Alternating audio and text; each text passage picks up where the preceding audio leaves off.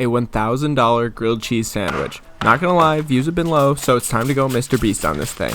I've always wanted to be rich, and I know that people say that you are what you eat, so I found a guy named Rich, and unfortunately he wouldn't let me eat him. So I had to go with plan B, and I did some research and found out what people like Jeff Bezos and Elon Musk eat. It turns out that the billionaire boys just eat money sandwiches, so I'm gonna do the same thing. If you're planning to follow this recipe at home, I used sourdough bread, mayonnaise, I minced up $100, then added 2 slices of Munster, 2 slices of cheddar, $400, and then more cheese and another $500 to make this an even $1,000 grilled cheese.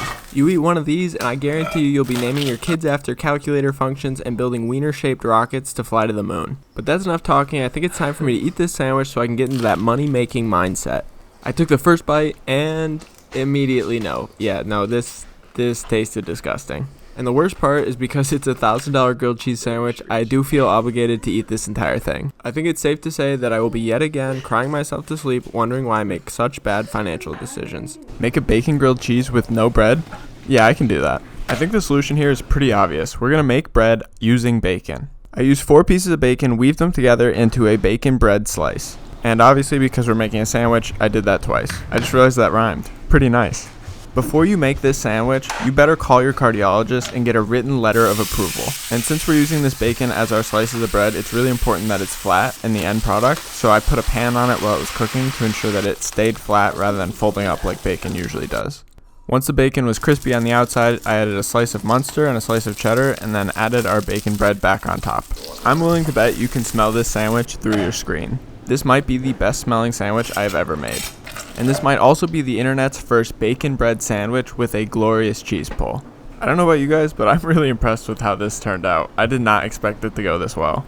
And for the taste test, well, it tasted like bacon. As someone who enjoys bacon, I really enjoyed this, but this was basically the equivalent of eating an entire handful of bacon in one bite. If you do decide to make one of these, please do some exercise afterwards. Your heart's gonna need it. Birria taco grilled cheese. Yeah, this is gonna be a good one. For the meat, I'm using beef chuck roast and short ribs. I seared the meat in a Dutch oven, then added onion, tomato, carrots, garlic, dried chilies, and bay leaves. Fill the pot with water, bring it to a boil, and then add cumin, oregano, and chili powder. Simmer for 3 hours, then remove the vegetables, blend them, and add them back to the pot. Now we have our birria, so we can start on the grilled cheese sandwich. I'm toasting the inside of the bread on this one so the sandwich doesn't get soggy when we put all that juicy meat on it. As always, I put mayonnaise on the inside of the bread, and then for cheese today, I'm using Munster and Monterey Jack. Now it's time to shred some of the birria meat and add it to the sandwich. I'm also adding diced red onion and cilantro to hopefully add some freshness. And just like you would with a birria taco, I dipped this sandwich into the consommé before throwing it into a pan to toast. I don't know about you all, but this is making me very hungry. I mean, come on, that is like a superhero landing in frame. It wasn't the cheesiest cheese pull we've ever had, but I still vibed with it. And of course, you know I had to dip it in even more consommé before taking my first bite. I am drooling over this sandwich right now.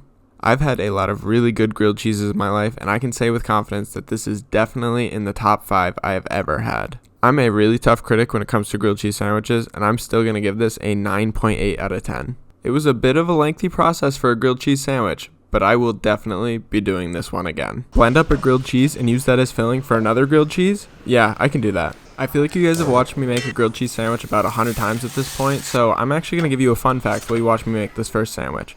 Grilled cheese were originally called cheese dreams, and they actually weren't even a sandwich at all. It was just a piece of bread with cheese melted on top. I'm glad we turned them into sandwiches, but I do think we should go back to calling them cheese dreams. I mean, which one sounds cooler? I'm blending up a grilled cheese or I'm blending up a cheese dream? I'm not sure what I was expecting, but it definitely wasn't for the cheese dream to just turn into breadcrumbs. I mean, you guys saw that cheese pull. There's cheese in here, but it doesn't look like it at all. So I decided to add some cream cheese and shredded cheddar cheese to this mix before putting it onto the grilled cheese sandwich. Cheese dream.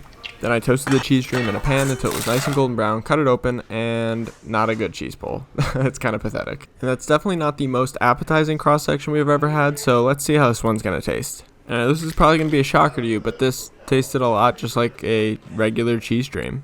If you're sensitive to textures, I think you would absolutely hate this sandwich because this was pretty much a soggy bread stuffed grilled cheese. This might just be one of my new favorite grilled cheese sandwiches. On today's episode of Between the Bread, we're going to be making a smoked brisket and mac and cheese grilled cheese sandwich. Now you guys know I take my grilled cheese sandwiches very seriously, which is why I decided to smoke an entire 14-pound brisket for this sandwich. And this was actually my first time smoking a brisket, and I think it turned out really well. I'm sure you guys are going to tell me that I did everything wrong because that's how the internet works, but I think I did a good job. And of course, you cannot have barbecue brisket without some mac and cheese, so I whipped up a batch of my homemade lactose-free mac and cheese. And now it's time to assemble this grilled cheese sandwich. For the cheese, I'm using aged cheddar and aged Swiss because they're both naturally lactose-free, and believe it or not, I did not put mayonnaise on this sandwich. I decided to stick with the theme and use barbecue sauce instead this time.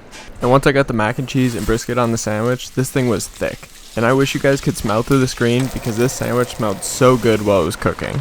I even decided to wrap the sandwich in butcher paper, which I felt like was just the aesthetic cherry on the top. Look at this thing. This sandwich was a lot of work to make, but I think it was worth it because I'm going to rate this a 9.3 out of 10. And you guys know my rating scale is pretty harsh, so that's an excellent score. Butter chicken grilled cheese sandwich. Butter chicken and grilled cheese are two of the world's best comfort foods, which is why I'm extremely optimistic about this combination. We're marinating the chicken in yogurt and enough spices to kill an entire Starbucks worth of white people. Ideally, you'll marinate this overnight, but let's be honest, nobody actually remembers to do that, so 30 minutes should be fine. Sear the chicken, then remove it from the pan, add ghee, white onion, garlic, and a ton more spices. Add tomatoes, stir, and bring it to a simmer, and then blend the sauce until it's nice and smooth. Add that to a pot with coconut milk and the chicken, and boom, we've got some butter chicken. This might be the first recipe on TikTok that starts with another recipe.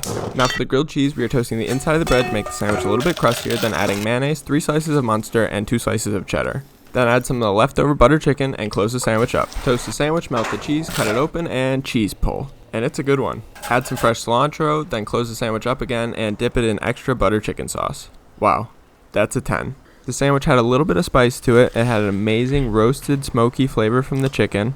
And then of course creaminess from the cheese, and the fresh cilantro just was perfect on it. It added a little freshness. And because we were dipping the sandwich into sauce rather than putting a bunch of sauce on the sandwich itself, you still get an amazing crunch on every bite. This truly was a perfect 10. A caprese grilled cheese? Yeah, I can do that. A caprese or caprese sandwich, if you want to call it that. I don't really care what you call it. You could call it daddy if you want. But anyways, a caprese sandwich is typically tomato, mozzarella, basil, and some balsamic. As most of you know, I am extremely lactose intolerant. Yes, the grilled cheese guy is lactose intolerant. So mozzarella for the most part is a no-go for me. That's going to be a bad stomach ache. But luckily there's a lot of aged cheeses that are naturally lactose free. I'm using Swiss cheese, Parmesan, Munster, and cheddar on this sandwich. And I'm really excited because the tomato and the basil on this sandwich are both from my family's garden. A lot of people use pesto on their caprese rather than just chopped basil, and I honestly think that's probably the better way to do it. I'm just lazy and didn't feel like actually making pesto, so we just get basil today. Here's some genuine cooking advice for you. There's no rules. Some people might try to tell you there are, but there's not. You can do whatever you want. Because trust me, even without using mozzarella or pesto, this caprese grilled cheese was fantastic.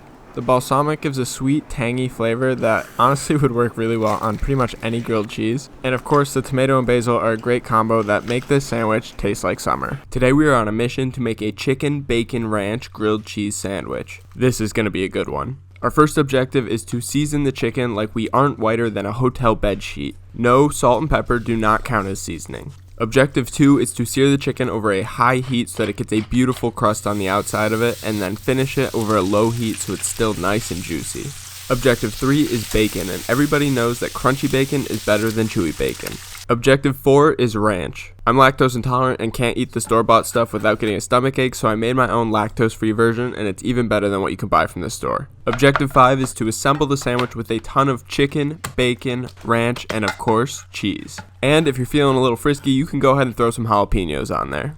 Objective 6, toast the sandwich until it's golden brown. Objective 7, and this is the most important one, cheese pull. Before we say mission accomplished, we have to verify with a taste test. This was a really good sandwich. It was creamy, salty, crunchy, herby, and even a little spicy because of the jalapenos. I think we can call this one a success. Chicken tikka masala grilled cheese. This is the second time I've made an Indian-inspired grilled cheese sandwich, and this is the second time that it has been absolutely fantastic. I grew up in a part of the US that did not have many Indian restaurants, so I was like 21 or 22 when I had Indian food for the first time. I think a lot of people are intimidated to order Indian food for the first time because they're not familiar with anything on the menu, but let me tell you, Indian restaurants are the easiest to order from. You can literally pick any single thing off the menu and it's guaranteed to be fantastic. The one thing I will warn you though is that Indian people like their food extremely spicy. So when you're asked on a scale of 1 to 5 how spicy you want your dish, do not order anything more than a 3 unless you have some toilet paper in your freezer. I made the mistake of ordering a 4 once, and it was like eating lava out of an active volcano. But it was still delicious. And I honestly think the only way to make Indian food even better is to serve it with a grilled cheese sandwich. I'll go as far as to say this is a better combination than grilled cheese and tomato soup. The next time you have some Indian food, make sure you make a grilled cheese sandwich with it, try them together, and try to tell me I'm wrong. This was another huge W for Indian food. You've probably never had a grilled cheese like this before, and that's because today I'm making a beef chili grilled cheese sandwich. It's starting to get cold outside, but my grilled cheese game is just heating up. You already know I've been making grilled cheese sandwiches all summer, but that was the off season. Now we're in season. I'm planning to take some of the world's best comfort foods and combine them with grilled cheese sandwiches to create some of the most legendary combinations ever. My mom used to make chili every Sunday for my family to eat while watching football. So whenever football season starts, I immediately begin craving chili. And somehow, I don't think I ever ate grilled cheese sandwiches with my chili, which is kind of crazy. Pretty much every part of chili makes sense with a grilled cheese sandwich, so this combination is pretty obvious. Chili has acidity, spice, warmth, fat, all things that work excellently with a grilled cheese. If you're still watching, I'm assuming I don't need to convince you why this makes sense. This sandwich looks incredible, and it honestly tastes just as incredible, if not more. So the next time you're making chili, I highly recommend you make one of these as well. If you do ever make one of my sandwiches, make sure you take a picture and tag me. I'd love to see it.